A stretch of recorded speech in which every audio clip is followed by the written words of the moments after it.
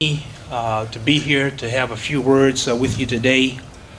It gives me great pleasure to be invited to say these few words on the topic of civic engagement and fulfilling our political duty as a community.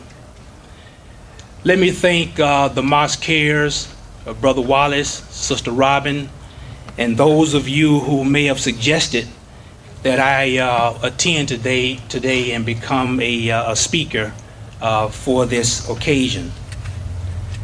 Yesterday, brothers and sisters, has already been mentioned, we lost our brother and ambassador for Al-Islam and great humanitarian, Muhammad Ali, the greatest champ of all times. We ask Allah to forgive him his shortcomings and grant him Jannah.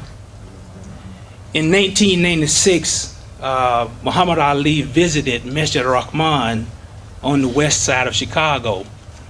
And some of you in this room may have been present when he attended the masjid there.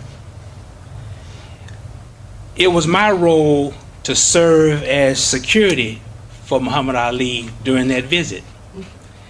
And there were community members gathered in the masjid and outside the door just to get an autograph from our brother. And while signing those autographs, Muhammad Ali, I was standing behind him at the time, he motioned me to come forward. And I leaned over and he whispered, "I'm just another nigga." That's him. Those few words spoke volumes to me.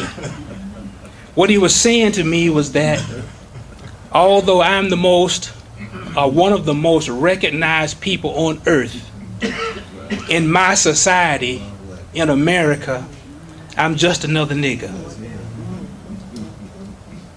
And this society does not respect my humanity. Today in the Chicago Tribune, I grabbed it just before coming here. I don't know if you all had a chance to read it, but there is a picture of Muhammad Ali on the front, and I'd just like to read a couple of words from that article. It's titled "The Greatest." Heavyweight boxing champion became international celebrity. I won't read it all, but just a brief few excerpts from it.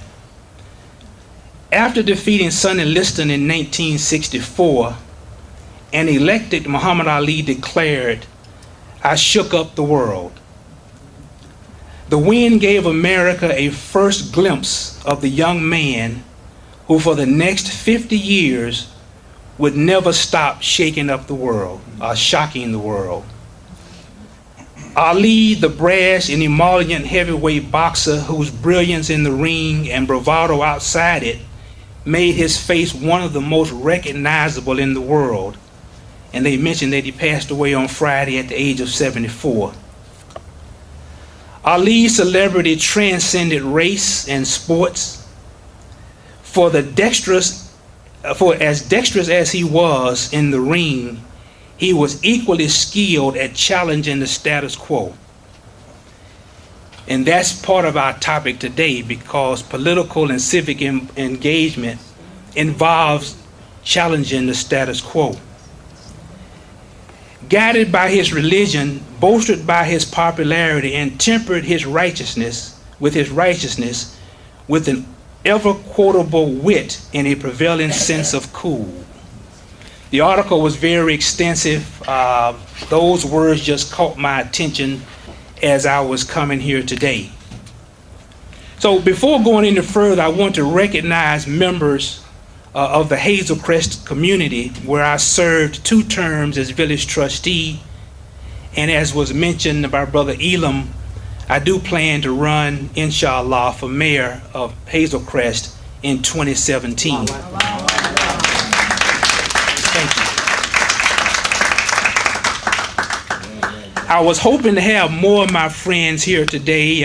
Their schedules would not allow them to be here, but with us today is a very good friend of mine, and a sitting trustee on the Village of Hazel Crest Village Board, the Honorable Patricia Jackson. This is Pat Jackson. Thank you, Pat, for being here. I've been blessed to meet and become friends with so many dedicated and wonderful people in my service to my community, my union, as an SEIU representative representing working people in state government. As was mentioned, I was appointed by the governor to the Illinois State Board of Investment. Many of you who might be state employees may be a part of that pension fund. It is a $15 billion pension fund, although the state of Illinois has not made its contributions. Your money was managed well. We went from a $10 billion fund when I first joined, and over 5 years we increased that to $15 billion. So your fund is still in good shape.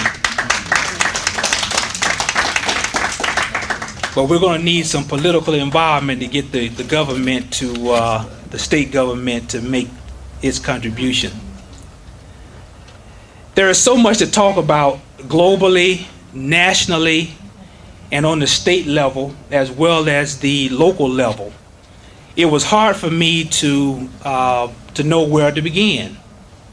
So hopefully there will be some questions at the end for things that I don't cover that may be important to you, that I might be able to chime in on.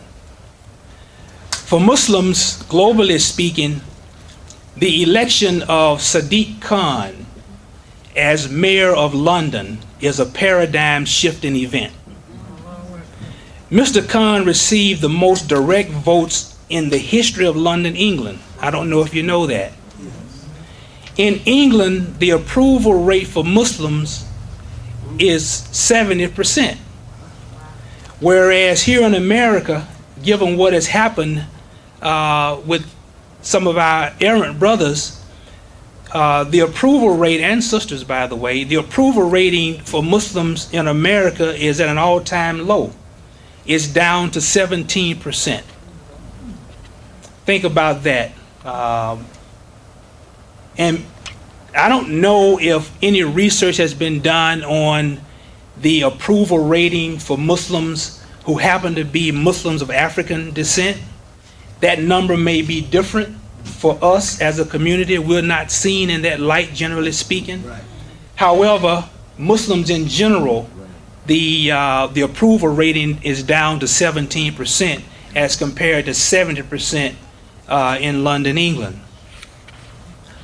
Nationally, the treatment of our President Barack Obama, the presidential campaign between the Republicans and the Democrats, the advent of Donald Trump, and of course the state of Illinois, topics within themselves. Most of my attention will be focused on the local level, but just let me make a couple of comments regarding our President Barack Obama. We're living in a time in America where we have an African American, a person of African descent, who was elected twice to the office of President of the United States. And before he took office, there were elements in the government and outside of government to make sure that he will be unsuccessful as President of the United States. I'm not telling you anything you don't know. However, in their effort to discredit him, they brought down the integrity of the office itself. And by bringing down the integrity of the office, they make it possible for a Donald Trump to rise. It is unwise on their part to do that, but that's what they've done. I've had the opportunity to work with Barack Obama as a state senator, as well as a U.S. senator. Let me tell you a story. You heard in the reading of of the introduction to me that that I became the president of the African American Caucus of SEIU, the Service Employees International Union. And while working with SEIU and with individuals who work with the president, one of the members of my caucus is a fellow by the name of Patrick Gephardt. You may want to look him up. Patrick Gaspar was a member of the African American Caucus that I happen to be the president of. He was the political director in the White House to President Obama, and he's currently serving as the ambassador to South Africa for the president.